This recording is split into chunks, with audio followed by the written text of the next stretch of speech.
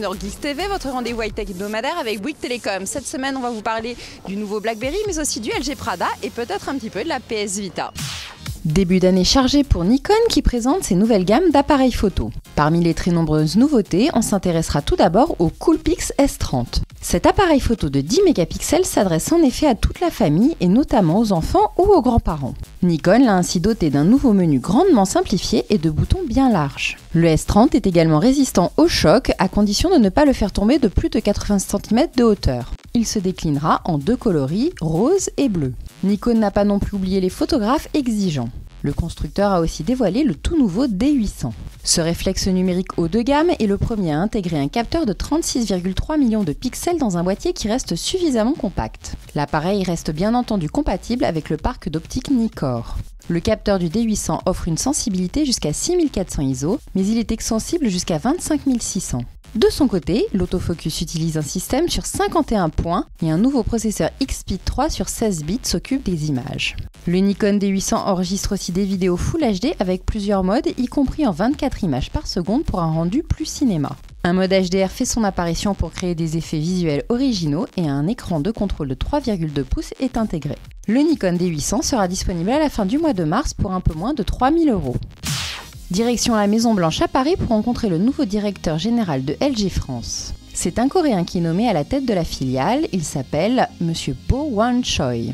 Au passage, LG a dévoilé son tout nouveau smartphone réalisé en partenariat avec la marque de luxe Prada. Le LG Prada 3.0 s'articule autour d'un écran tactile de 4,3 pouces très lumineux. Prada oblige, le design a été particulièrement soigné avec une finesse de 8,5 mm et une face arrière recouverte de Saffiano. Il s'agit d'un plastique qui imite le cuir dans le style Prada.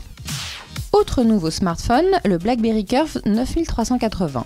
Il est le tout premier téléphone de la marque à ne pas offrir de clavier intégral. Grâce à sa coque en plastique laqué, il affiche un poids plume de 98 grammes seulement. Des boutons sont intégrés sous l'écran, mais il faut appuyer relativement fort pour valider une commande. Un port micro USB permet de recharger la batterie et de synchroniser le Curve 9380 avec un ordinateur.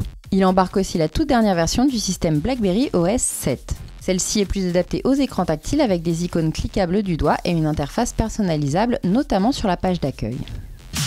Changement de domaine avec la PlayStation Vita qui sera enfin disponible en France le 22 février. Sony nous l'a fait redécouvrir lors d'une soirée parisienne.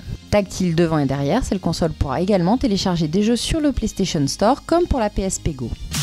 On termine avec l'application de la semaine, Shogun Rise of the Renegade.